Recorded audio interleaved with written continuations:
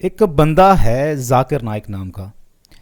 ये इंसान जितना ज़्यादा सेक्स के खिलाफ बोलता है, ये उतना ही उसको लेकर ऑब्सेस्ड है।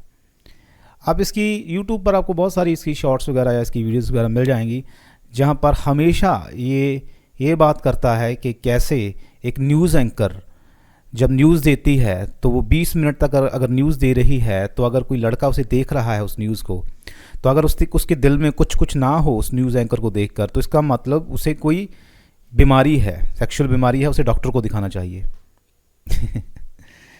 और तो इसीलिए लेडीज़ न्यूज़ एंकर को न्यूज़ नहीं देनी चाहिए, ये इसका लॉजिक है। और एक तरफ कहता है कि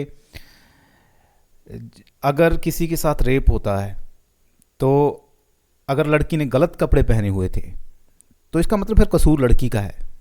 गलत कपड़ों से क्या मतलब है? इसका मतलब ये है कि अगर वो बुर्के में नहीं थी, अगर उसका थोड़ा हाथ दिख रहा था, थोड़ा पैर दिख रहा होगा, तो शायद उसकी गलती है। तो ये कहते हैं पूरा ढककर रखो उनको। तो ये किस तरह की ये थिंकिंग है कि आप पूरी तरह से एक ऑब्सेस्ड हो एक चीज़ को लेकर, और आपको लगता है कि बस क्यों लस्ट को कंट्रोल करना आप लोगों के लिए इतना मुश्किल क्यों है? शायद इसलिए कि आपने इसको इतना अंदर अपने दबा रखा है कि अब वो बर्स्ट होने के लिए, बाहर आने के लिए कभी भी फट सकते हैं आप लोग उस चीज़ को लेकर। तो इसीलिए आप उसके लिए अलग अलग आपने अपने अंदर लॉजिक ईजाद कर लिए हैं कि आप दूसरों पर थोपते हो उसको। आपको लड़कियों को अपना चेहरा ढक कर रखना चाहिए। उसको आप अगर उसकी गलती है तो उसने अगर अपना चेहरा दिखाया या अपने शरीर का कोई अंग दिखाया, तो आप में एक्चुअली उसमें गलती नहीं है, गलती आप में है। आपके लिए एक बड़ा सोल्यूशन है, बड़ा इजी सोल्यूशन है। आप पहले तो ये फ्रस्ट्रेशन जो अंदर आपने दबा दबा कर ये रख रखी है, इसको निकाल दो। आप देखोगे कि चीज़ें बड़ी सिंपल हो गई हैं। तो आपको ऐसा क्यों लगता है कि हर किसी को वैसा ही लगता है जैसा आपको लगता है? जैसे आपके लिए लस्ट को कंट्रोल करना इतना मुश्किल है, वैसे ही हर इंसान के लिए है। और ये इतने लोग सुनते हैं इसको, इतना इसका क्रेज़ है लोगों के बीच मिलियंस में। और कमाल की बात है कि इतने इलॉजिकल इसके रिमार्क्स हैं कि कोई भी इंसान आसानी से बता देगा कि कितना गलत है। और ऊपर से ये कहते हैं कि अगर किसी लड़की के साथ रेप हुआ है तो उसके 2 विटनेस होने चाहिए उसके पास। वैसे तो 4 कहते हैं, पर जाकिर नाइक कहता है कि नहीं नहीं नहीं, 4 नहीं है, ये गलत मिस इंटरप्रेट किया गया है, 2 होने चाहिए। चलो 2 मान लेते हैं। तो अगर वो 2 बंदे खड़े हैं और उस लड़की के साथ रेप हो रहा है, तो और अगर वो उसे बचाएंगे ना, तो पहले तो उसे बचाएंगे। अगर वो बचा ही नहीं रहे तो वो खड़े होकर क्या सिर्फ गवाही देने के लिए वहाँ पर खड़े हैं? और ऐसा होगा भी नहीं, रियल लाइफ सिचुएशंस में ऐसा कभी होगा भी नहीं कि 2 विटनेस होंगे।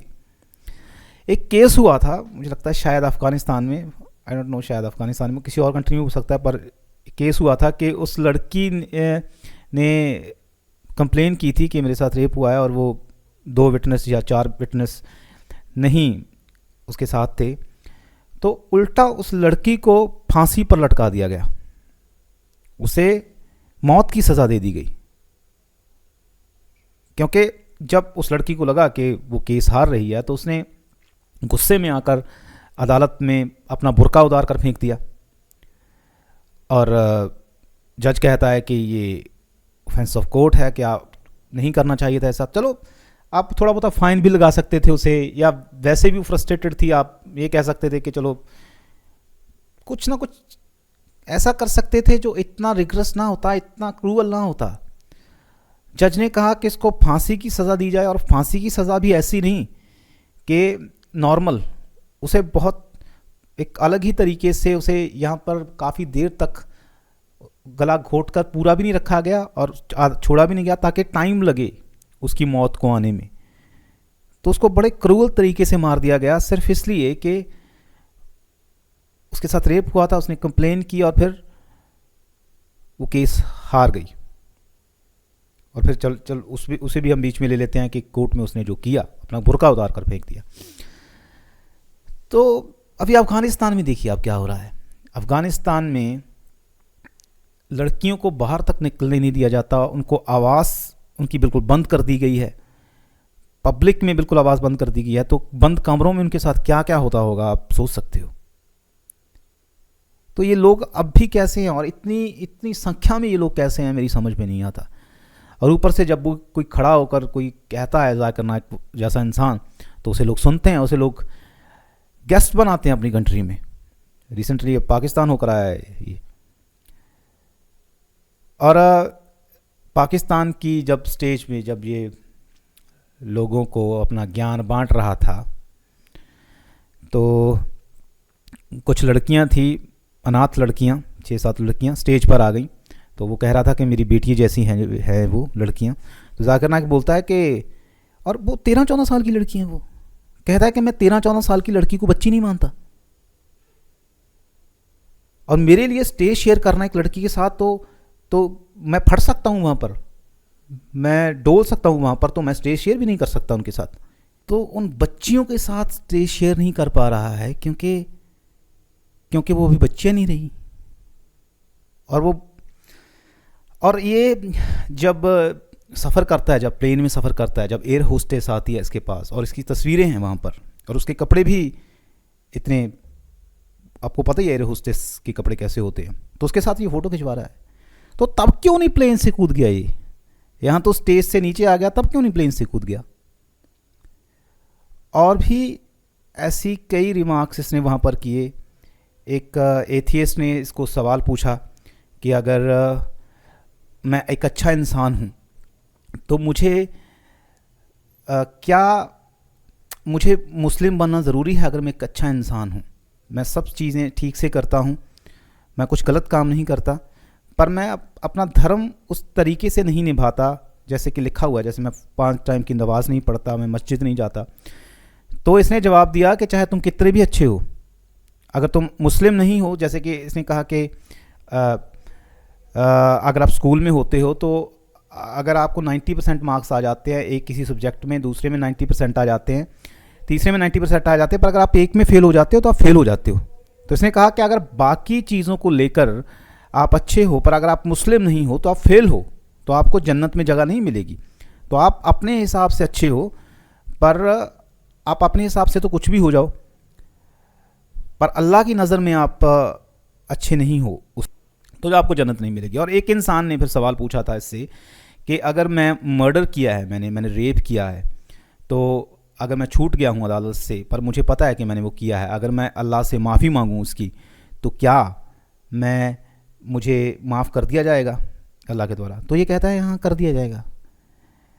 अगर आप मुस्लिम हो, अगर माफ़ी मांगते हो तो आपको माफ़ कर दिया जाएगा, इतने बड़े अपराध के लिए आपको माफ़ कर दिया जाएगा। लेकिन अगर आप मस्जिद नहीं जाते और बाकी कर्म आपने सब अच्छे किए हैं, तब आपको माफ़ नहीं किया जाएगा। और अगर आपने कोई शब्द बोला है इसके खिलाफ कुछ, तब माफ़ नहीं किया जाएगा। पर मर्डर, रेप अगर आपने किया है और अगर आपने पछतावा कर लिया उसका, और अगर आपने ये कह दिया है कि आप दोबारा इस तरह के अपराध नहीं करोगे, तो आपको माफ़ कर दिया जाएगा। तो फिर इसने आगे चलकर ये भी कहा कि आपको लग रहा होगा कि ये इनजस्टिस है उस लड़की के प्रति जिस लड़की के साथ रेप हुआ है। कहता है कि नहीं, कोई इनजस्टिस नहीं है, वो भी अल्लाह की परमिशन से इस धरती पर आई है, और उसका भी जो एक टेस्ट है वो हो रहा है, तो उस टेस्ट के बीच में ही है वो, तो उसके साथ कोई इनजस्टिस नहीं है। तो ऐसी ऐसी बातें ये करता है और लोग इसे सुनते हैं। और जिस एथियस्ट ने सवाल पूछा था उसको ये भी कहता है कि तुम जो भी जिस तरह की लाइफ जी रहे हो, अभी मैं हूँ, जैसे मैं एक पक्का मुस्लिम हूँ, तो मेरे पास अरबों रुपया है, मेरे पास करोड़ों रुपया है, तो मैं तुमसे ज़्यादा अमीर हूँ। तो ये कहाँ की आर्गुमेंट हुई कि तुम अमीर हो? तो अपने आप को ऐसे दिखाने की भी कोशिश करता है। और फिर ऊपर से इसका बिहेवियर देखिए आप, इस तरह की बातें क्या कोई ऐसा बंदा करेगा जिसे सब कुछ मालूम हो और जो भगवान के बहुत करीब हो कि मैं ये हूँ, मैं वो हूँ? और इस तरह की बातें क्या कोई इंसान करेगा जब, जैसे जेलसी वाली बातें, और जब इसे पाकिस्तान में इसका कोई सामान था वो रोक लिया गया था और उसके लिए इसको पे करना पड़ा, तो ये कहता है कि इंडियंस ने भी मेरा इस तरह से माफ़ कर देते थे और तुम मुस्लिम होकर नहीं कर सके। और क्यों तुझे माफ़ी चाहिए? क्यों? जब तेरे पास अरबों खरबों रुपए है तो तुझे क्यों चाहिए इस इतने लगेज के लिए माफ़ी? तो ये 1000 kg लेकर गया और वहाँ पर, और मुझे लगता है वहाँ पर रहने गया था ये शायद। और इस तरह के इंसान को इतने लोग, करोड़ों लोग कैसे सुन सकते हैं, मेरी समझ से बाहर है।